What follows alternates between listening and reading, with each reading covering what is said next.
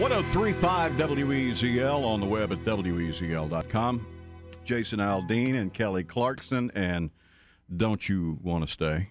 I'm sorry, I was trying to get that pencil out of my ear. I was wondering what was going on over there. 626 now. Hey, at did you go to Philadelphia or New York while you were off? No. How about Washington? No.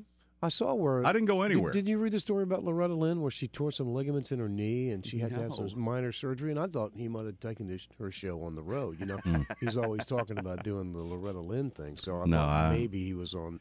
I don't do that well enough to stand in for her. Oh, I do it well enough to be in a club where people are drinking heavily.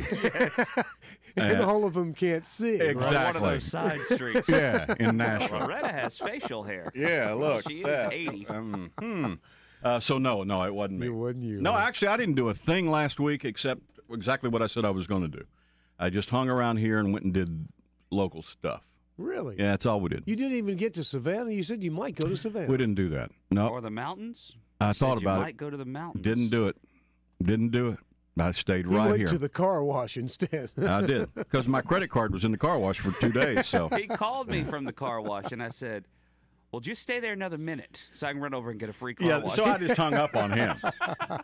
Because I would just, and Shane even showed. Shane was there. Yeah, showed up. No. Yeah, he showed up. I mean, Shane can smell a free anything anywhere. So I mean, he's worse than me. Yeah, he was like a buzzard on a dead pig. You know what I'm saying?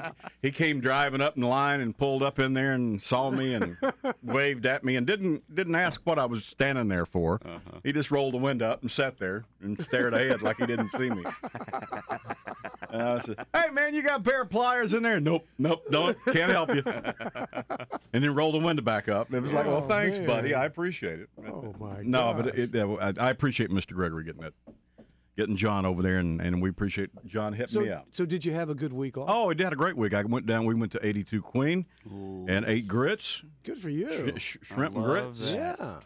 Yeah. And because I love that old bar down there as much as any room in the world. Yeah, so, you never even have to go into the restaurant. Nah. You just hang right there. Sat right there on the corner and ate shrimp and grits. Yeah. And that was one day. Mm-hmm. We did. It was a lot of eating. We ate a lot. I love those vacations. Yeah, we ate a lot. In fact, some days ate way too much. Sometimes you do that on vacation.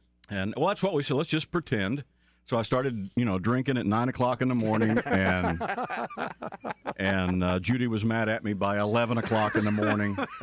So it was a real vacation. And it was just like a real vacation. And then we went and ate somewhere and came back home, and it was nice for a couple of minutes. And then she was mad at me again by 1 o'clock in the afternoon. And by Thursday, it was like, why don't you just go back to work? and I thought about it. I did. But I just said, no, I think... I'm enjoying this too much. I think Chef Brett McKee's in on Thursday. I'm not going to go in. I'm not going to go in tomorrow. I don't want to spend too much time with him. I hate you missed him. No, that was... But no, and we went up and had lunch with Mr. Colucci on Mr. and Miss C on Tuesday.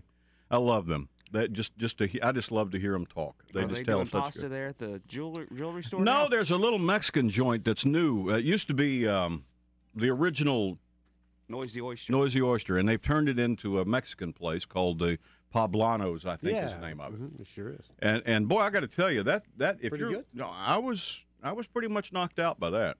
I mean, the inside's real nice. They've done a great job redoing it. I think they turned that shark that used to be outside into a sombrero, didn't they? No, they diced it up and put it in a salad. Okay. Yeah. But the food was good and the service was great and it was like being in Mexico. No kidding. Yeah, I mean nobody spoke a word of English. It was. Well, you can do that on Remount Road. Well, I mean, I'm just saying.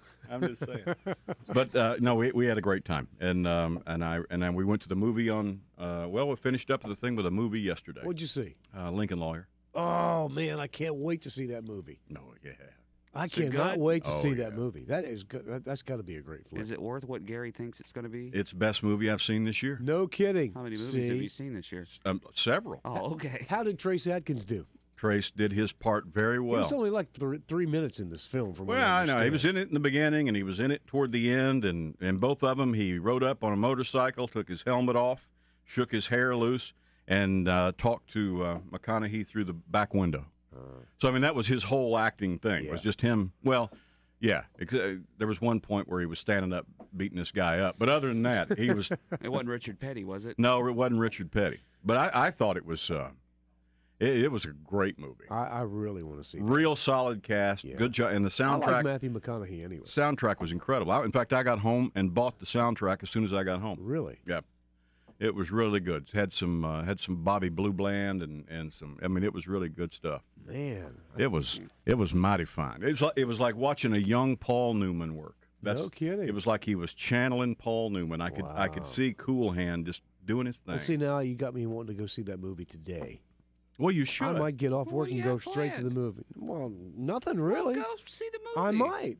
I mean, you sound like it's so good, and I know I want to see it, so I might just go today. You should go do that. There were a lot of people in it that you knew, but they did a good job of not coming, not sticking out. You know what I'm saying? Even Macy, William H. Macy was in it. Yeah. Played a secondary character. Really? And didn't make it through the whole movie. No kidding. But he was there and played and so every part was played very well by somebody. Wow. It's one of the best movies you've ever seen. It's he's comparing this movie to Cool Hand Luke. No, it's not. I mean, it's just not necessarily Cool Hand, but some of the later stuff that he did. Yeah. And his Paul Newman did. I mean, he's just real smooth, real cool, real serious and emotional, and I mean, it was just a good movie. Good movie. Yeah. Judy like it? Yeah, she loved it. So Darlene would like it. Oh yeah. Cool. Yeah, there's some pretty people. Matthew McConaughey's in it. I mean, that's enough reason for Judy and Darlene to go see it. How can a woman not like it? Yeah. Exactly. And that Marissa Tomei, is that her name? Mm-hmm. She played the wife. And they all live in this car? No, they're just him and his driver. Okay. They both live in a car? Well, they don't live in it. It's just what he gets up in the morning and he gets in his car and he just rides around L.A. meeting his clients. You know, he deals with office. Deals with all the low end. You know, cash up front. Wow. Mark Stokes does that out of the back of an Outback. It's Subaru. A Subaru Outback. I'm sure that doesn't stand out in Monk's Corner, does it? Well, I guess it would stand out less than the Prius. Yeah, it's 633 at WEZL. Now, Weasel.